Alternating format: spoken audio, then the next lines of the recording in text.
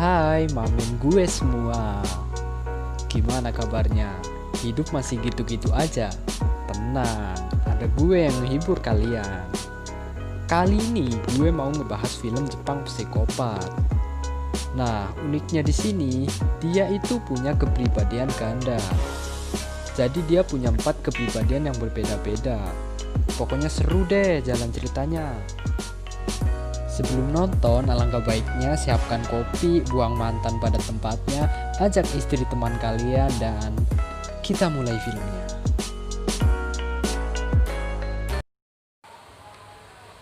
Di awal film, kita diperlihatkan seorang anak kecil yang mendorong bapaknya dari atas gedung. Adegan berpindah ke seorang pria bernama Tajima Fuyuki yang lagi nulis novel. Pas lagi kebingungan nulis novel, lalu datang Kyoko yang katanya jemurannya terbang ke kamarnya. Saat diambil, ternyata itu sempaknya Kyoko. Kapan lagi pak lihat sempaknya Kyoko? Saat Kyoko mengamati, ternyata dia kenal bahwa Tajima adalah pembuat novel yang sering ia baca. Tapi ada satu buku yang belum ia baca dan susah untuk didapatkan. Saat Kyoko pergi, Tajima langsung mencari bukunya itu.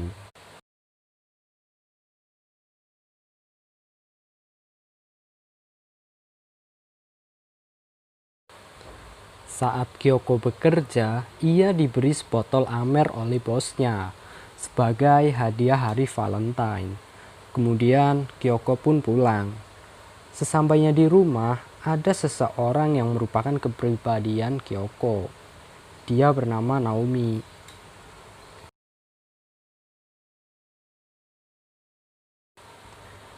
Setelah itu, mereka pun mokbar alias mabok bareng.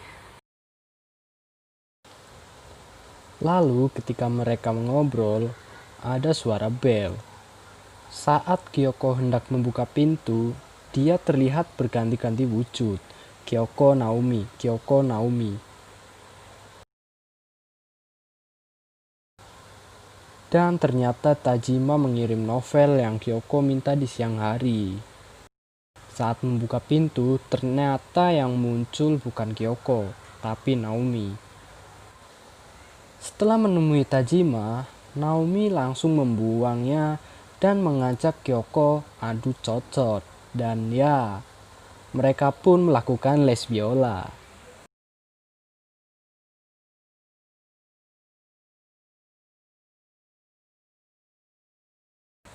Ketika mereka asik mantap-mantap, muncul seorang wanita dan wanita itu bernama Yukari. Dia adalah kepribadian Kyoko yang ketiga.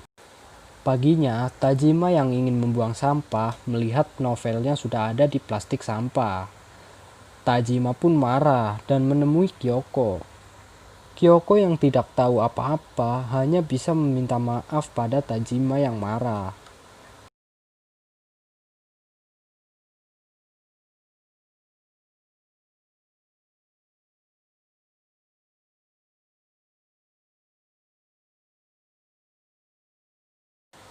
Saat bekerja, ibu Kyoko datang. Dia bernama Yukari Sakuragi. Kita panggil aja dia nenek. Karena gue juga rada kesel ngeliat perlakuannya pada Kyoko. Tanpa basa-basi, si nenek tua langsung meminta cuan ke Kyoko. Habis itu dia langsung pergi gitu aja. Jujur sih gue paling kesel gitu lihat orang begini. Bikin emosi gitu bawaannya. Ingin berkata kasar tapi takut dolar kuning. Oke, lanjut. Lalu ketika Kyoko mengganti baju, tiba-tiba Naomi muncul dari belakang dan minta mantap-mantap dengan Kyoko. Karena dia cemas pada Kyoko. Ketika Kyoko desa-desa asik, si bos ternyata menguping dari luar dan bermain dengan rudal miliknya. Burungnya sudah gede ya bun. Saat Kyoko keluar, si bos langsung nanya, dia berbicara dengan siapa, dan Kyoko menjawab, "Aku hanya menghubungi seseorang." Saat Kyoko berjalan, tiba-tiba kepribadian Kyoko muncul secara bersamaan, dan mereka menertawakan sempak si bos yang warna putih norak, kata Yukari. Gue juga setuju sih, sempak putih kan kebanyakan yang pakai emak-emak. Saat Kyoko menunggu lift, Tajima pun datang dan Kyoko meminta maaf karena sudah membuang novelnya. Tajima juga meminta maaf karena sudah memarahi Kyoko. Saat Kyoko tidur, ia bangun dan pagi harinya dia kebingungan karena ada tulisan pembunuh di tangannya.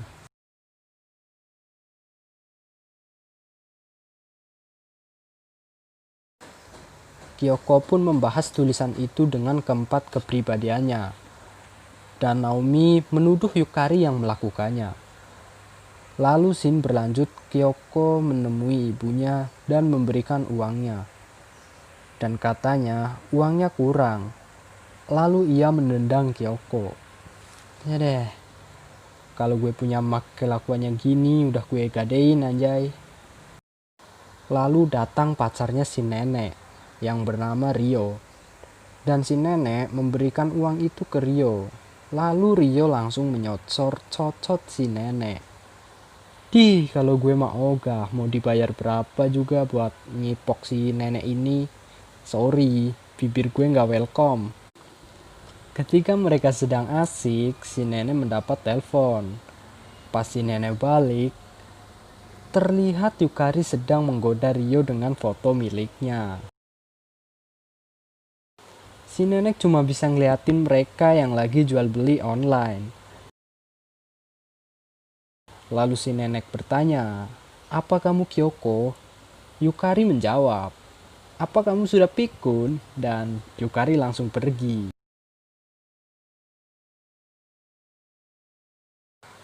Lalu scene berganti. Terlihat Naomi yang lagi marah ke Yukari karena bertukar tubuh sembarangan dengan Kyoko. Dan Yukari cuma kesal karena Kyoko dipermainkan ibunya. Saat Kyoko dan Naomi tidur, Yukari mengintip dan nampaknya Yukari mau keluar untuk mencari pria kesepian. Yukari pun digenjot habis-habisan oleh Rio. Ketika mereka kelar penggenjotan, Yukari langsung pingsan di tempat. Mungkin karena rudalnya Rio terlalu ekstrim, jadi dia pingsan. Keesokan harinya, Kyoko yang lagi enak tidur diganggu bel yang terus berbunyi. Dan ternyata itu neneknya yang sedang mencari Rio. Entah apa maksudnya, si nenek langsung menghantam muka Kyoko. Dan ia ternyata mencium bau Rio di tubuhnya. Nenek yang marah karena pujaan hatinya digenjot langsung memukuli Kyoko tanpa ampun. Tajima yang mendengar keributan pun datang. Ia langsung menghentikan si nenek. Lalu Tajima mengobati luka di wajah Kyoko. Saat Tajima mau pulang, Kyoko memberikan novel miliknya. Tapi Tajima memberikan novel itu untuk Kyoko.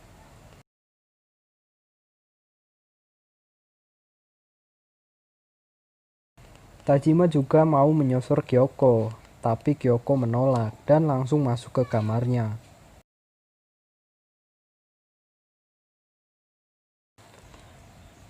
Tajima yang penasaran lalu masuk ke kamar Kyoko. Dan Kyoko sudah bertukar dengan Haru yang lagi menggambar. Lalu Haru bilang bahwa Kyoko kurang bisa akrab dengan cowok. Dia juga bilang bahwa Tajima juga seharusnya jangan akrab dengan Kyoko.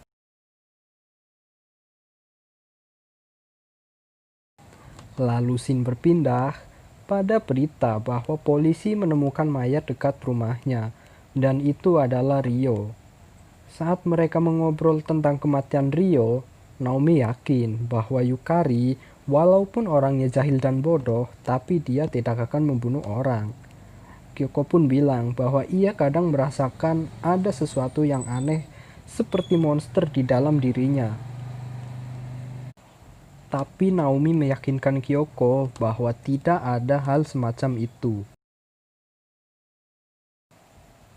Ketika Tajima berangkat kerja, ia bertemu dengan Kyoko di dalam lift. Tapi Naomi muncul dan dia bilang, "Jangan dekati Kyoko lebih dari ini." Dan Naomi mengancam bahwa jika Tajima sayang nyawanya, jangan dekati kami lagi. Film lanjut kepada bos yang sedang membuat adonan. Dan ternyata dia semalam mengintip Kyoko yang lagi mantap-mantap dengan Rio. Dia juga melihat bahwa Kyoko lah yang membunuh Rio dengan kejam. Si nenek yang kesal sedang mencari Kyoko, tapi nggak ketemu. Akhirnya Tajima datang. Saat Tajima membuka pintu, nenek langsung lari ke dalam dan mengambil minuman seenak jidatnya.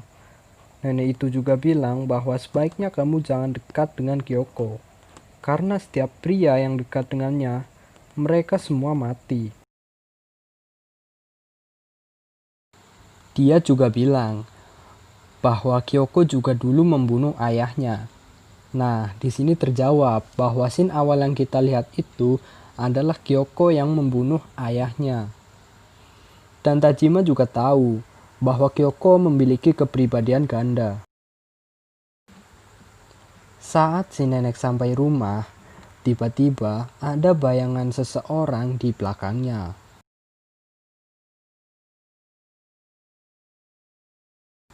Dan itu adalah Kyoko yang membawa botol amer. Tanpa basa-basi, Kyoko langsung menggentok jidat si nenek. Di sini gue nggak tahu mau ngerasa seneng atau sedih. Kalau misal ngerasa seneng, kan dia tetap aja ibunya. Kalau ngerasa sedih, keinget juga kelakuan Kia ke Kyoko. Gue jadi bingung anjing. Scene pindah ke Tajima yang nemuin KTP si nenek. Dan dia langsung pergi ke rumah si nenek. Tapi betapa kagetnya ketika Tajima melihat si nenek sudah mati mengenaskan. Dan ia melihat novelnya tergeletak di lantai. Ketika Kyoko dan teman lainnya sedang makan, walaupun itu cuma penglihatan Kyoko, telepon Kyoko berbunyi. Dan dia mendapatkan berita bahwa ibunya telah meninggal. Kyoko yang depresi membuka bajunya dan ada banyak sekali darah di tubuhnya. Dan ia pun sadar bahwa dialah yang membunuh ibunya sendiri dan membunuh Rio. Dan ternyata dia punya 5 kepribadian. Kepribadian 5 itulah yang menyebabkan Kyoko menjadi pembunuh. Kyoko yang mencoba bunuh diri, tapi dia langsung dihentikan oleh Tajima yang datang ke rumahnya. Kyoko pun keluar dan langsung menodongkan pisau ke Tajima. Tapi tiba-tiba dia jatuh dan langsung menangis di pelukan Tajima.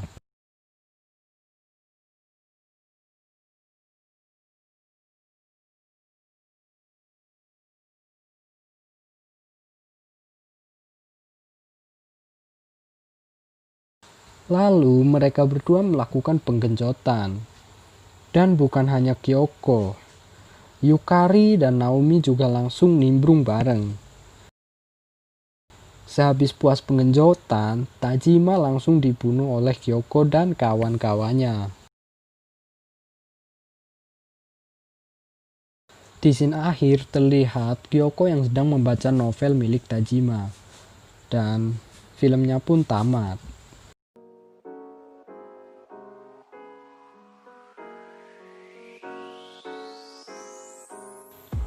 Oke, film kali ini emang rada membingungkan. Jadi intinya, Kyoko memiliki kepribadian ganda.